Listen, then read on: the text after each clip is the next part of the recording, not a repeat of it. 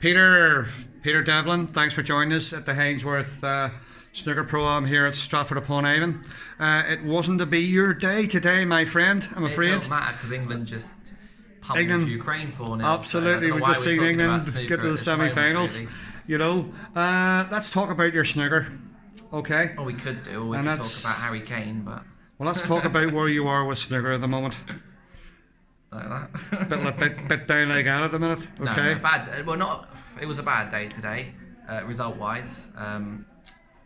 But overall, it's all right. Overall, we're in a good place. Just one of those days when the other guy plays well, gets in and scores every time. It's like, okay, cool, it's fine.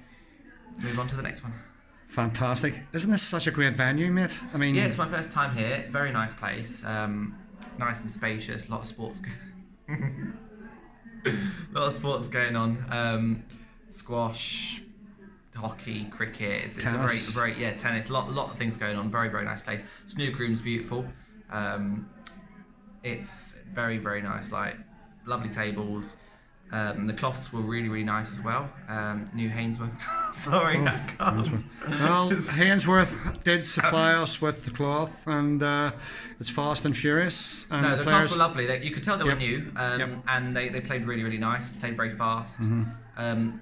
I lost the match, so it'd be easy for me to complain, but I still thought they were very nice. So that says something. Well, you're just going to have to adjust your game to good cloth, my friend. I'm afraid that's all I have to say. When you lose a match and you can still say the cloth was good and the table was good, then that means it must have been quite good, because it's quite easy to say everything was bad when you lose. But yeah, that was all good. So I've got no complaints. It was a nice table, nice cloth, and I enjoyed it.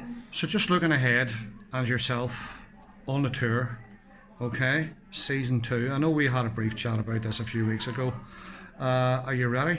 Are you ready to get going? Are you looking forward to it? I'm looking forward to. Obviously, I was hoping we'd have more venues this year, but it turns out most of it's going to be in Leicester, which is even further away than Milton Keynes was. So I'm like, bit more mileage, and nothing's changed. But I think we're allowed crowds. I'm not sure. I'm hoping we are, because playing behind closed doors was getting a bit repetitive in the sense of every tournament felt the same and everything felt like pretty flat. Like at the start of the season, great, you're new to it, everything's cool, but then as you go on and on, it's like, okay, now it feels the same, and it started to get a little bit flat. So hopefully we're going to start to see some fans coming in, and I'm going to get to experience what I always hoped to experience, which was some sort of a buzz from it and some sort of fans and a bit of enjoyment. So hopefully that happens, because I'm looking forward to that. It's interesting you mention the fans, because I mean, it is, a lot of players have said they prefer people coming into the venue. It makes them feel better. It makes them feel as if we're getting back to normal. Is that the thing, or does it just make the players feel more? It adds a little bit of pressure, which is what you want in a way, because you want to perform. Some people might be shy. Some people might not want fans. Whatever, I understand that. But I've worked very, very hard over the years in a sport that it's a global sport. It's a sport where you're on show. You're on stage. You're performing ultimately. So. You work hard so that you can show people what you can do, and that's part of the performance. And so, yeah, I want the fans to be there, because that's part of what you're doing. You're doing it to perform for people, and it's different when you're doing it without any fans, because yes, you're still performing on TV or on some sort of streaming system, but they're not there. And the part of the buzz is doing it in front of a live audience, and that's what I've been unfortunate to miss out on because of COVID. And it looks like it still might happen this year, but hopefully at some point we'll get some crowds back, and I'll get to experience what I always wanted to, because I've worked hard to get on the tour, hoping to live the dream that I'd always seen. And it's not quite been the same, but it's been amazing in its own way. But still, hopefully I'll be able to get to experience what I wanted to experience. And are you still internally grateful to me for providing these tournaments? Listen. we all laugh at you, and we all say a lot of stuff about you, Mr. Lewis, but I've got to be honest. And I say this all the time, and you'd think I'm getting a backhander in a brown envelope for the things I say about you, but I really don't. I must have played in about 40 of your events over the years. And just imagine if I hadn't played in all 40 of those events. Like, them 40 events probably equate to about 70 or 80 matches in tournament play. Where would I be without them tournament play matches? Where would I be without them pressure and them wins and them losses and just everything that comes with it, All these venues you take us to, some are good, some are not, but whatever they are, they're all good tournament matches. They're all good experience. Well, that's great to hear. And they definitely, not just me, they've made me a better player. They've made me come on to the level I'm at now. They've helped me to get to that level, and everybody who's played in your tournaments have helped them to get to that level, because otherwise what would we do? there isn't much of an amateur circuit in terms of regular competitive high quality matches, and there is with you. And yeah, I don't know where we'd all be without it, because otherwise it's really boring. And when lockdown hit, the sort of really rubbish lockdown recently during the second half of the pro season, I was really stuck with that, because from Christmas onwards in the second half of the season, there was very few and far between comps. It was all the sort of tailored to the top 16 players. So I had maybe the Pro Series, then the shootout, which it's not really a proper comp in terms of matches. Then the Welsh Open, Gibraltar Open, and World Championships, and that was all like a month apart. Every tournament was a month apart, and in between that month, I'm practicing in a quiet room on my own with nothing to get any sort of excitement out of.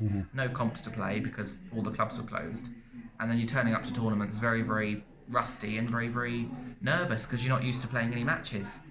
Whereas in the first half of the season, I was playing a comp, and then there was a pro-am of yours a week after, and then there was another pro event, and then there was another pro-am of yours. You're constantly playing matches, and it keeps you fresh. And without that, you're stuck. So, yeah, very important to have your events. You think it's important for players to keep playing? I mean, young professionals like yourself who've just had experience, the beginning of an experience. Hopefully, it's going to go forward. But I'm going to need another tenner for this answer now, because you're pushing it now. But you've had a taste of the tour. You know how difficult it is to make money, and how tough it is to beat good players on the tour. Do you think it's very, very important for players like yourself to keep playing? You've got to keep playing matches, because matches are ultimately what gets you ready for them tournaments. These tournaments provide those matches. You're constantly playing players of all levels, but mostly quite high levels, and that's going to get you ready for the next level. So obviously I would encourage everybody to enter them. Hopefully, if you get clubs with bigger capacities, you can get more than 16 runners, because I'm personally a big fan of the Leeds Pro-Ams.